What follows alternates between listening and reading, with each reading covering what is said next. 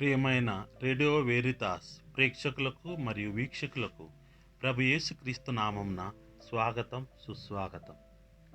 ఈ దినంన సువిశేషంలో యేసు ప్రభు మనము యెరూషలేమునకు పోవుచున్నాము అని చెబుతూ ఉన్నారు. ఇక శిష్యులని యేసు ప్రభు సిద్ధం చేస్తూ ఉన్నారు.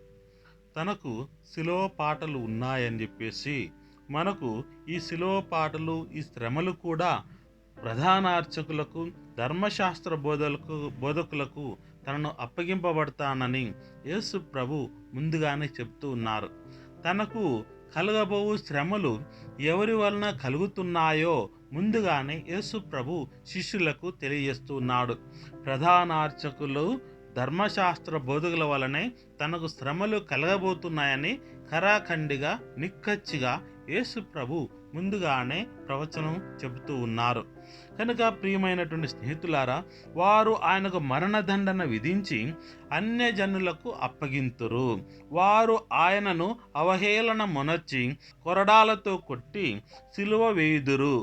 ఆయన 3వ దినంన లేపబడును అని ముందుగానే యేసు ప్రభు తన యొక్క శిలువ మరణం గురించి, ఆ తర్వాత 3వ దినం ఉత్థానం గురించి ప్రవచిస్తూ ఉన్నాడు.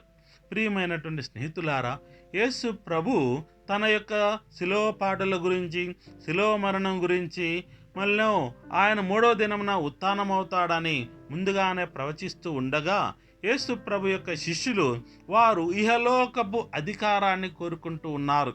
మనం యెరూషలేమునకు పోతున్నామని యేసు ప్రభు చెప్పినప్పుడు, యేసు ప్రభు తన పాటల గురించి ప్రస్తావిస్తూ ఉన్నప్పుడు, తన యొక్క శిలువ పాటల గురించి యేసు ప్రభు ప్రవచిస్తూ ఉన్నప్పుడు, యేసు ప్రభు యొక్క శిష్యులు వారు తమకు యేసు ప్రభు రాజ్యాధికారం చేస్తారని, రాజుగా అభిషేకింపబడతాడని, రాజుగా సింహాసనాసీనుడు అవుతాడని, ఆయన రాజ్య వ్యవస్థలో, ఆయన రాజరికములో తమకు ప్రధాన ఆసనాలు వస్తాయని వీరు ఊహించుకుంటూ కలలు కట్టు ఉన్నారు.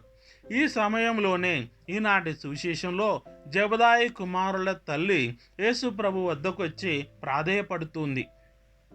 ఇదిగో ప్రభువా, మీరు రాజుగా అభిషేకింపబడినప్పుడు, రాజుగా మీరు సింహాసనాసీనులైనప్పుడు, నా ఈ 2 కుమారులను మీ యొక్క రాజ్యంలో, మీ యొక్క రాజరికంలో కుడివైపున ఎడమవైపున కూర్చోబెట్టుకోండి అని ఆమె యేసు ప్రభుని ప్రాధేయపడుతుంది.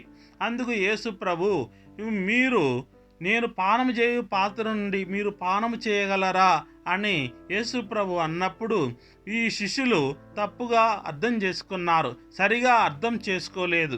వారు యేసు ప్రభు ఒక రాజుగా, ఆయన రాజరికపు ఒక రాజుగా ఆయన స్వీకరించేటటువంటి ఆ పానమును మేము కూడా స్వీకరిస్తాము అని వాళ్ళు అధికారాన్ని ఊహించుకుంటూ, వారి యొక్క గొప్పతనాన్ని ఊహించుకుంటూ ఉన్నారు. కానీ యేసు ప్రభు చెప్పింది ఆయన శ్రమల పాత్రను అని వారు వారికి అర్థం కాలేదు.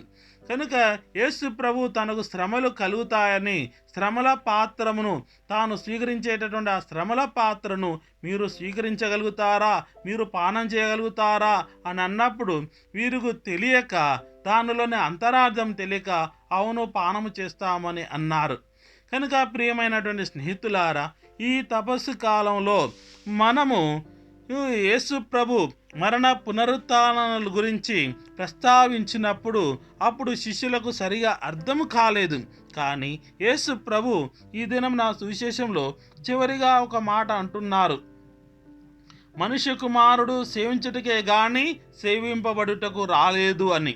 ఆయన అనేకుల రక్షణార్థము తన ప్రాణమును ధారపోయుటకు వచ్చెను అని, తాను ఎందుకు వచ్చినాడో, తాను దేనిని ఉద్దేశించి వచ్చినాడో, తన దేవుని చిత్తము ఏమిటో, తన అంతిమ లక్ష్యం ఏమిటో ఈ దినం నా సువిశేషంలో యేసు ప్రభు శిష్యులకు తెలియజేస్తూ ఉన్నారు.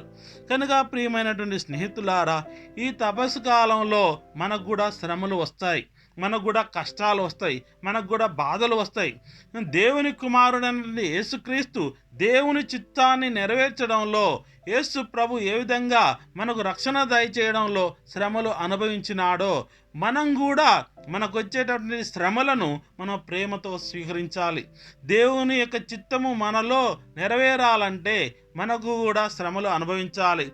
శ్రమల ద్వారానే మనకు దేవుని యొక్క ఆశీర్వాదం ఉంటుంది. శ్రమల నుండే దేవుని యొక్క కృపావరాలు మనకు అనుగ్రహింపబడతాయి.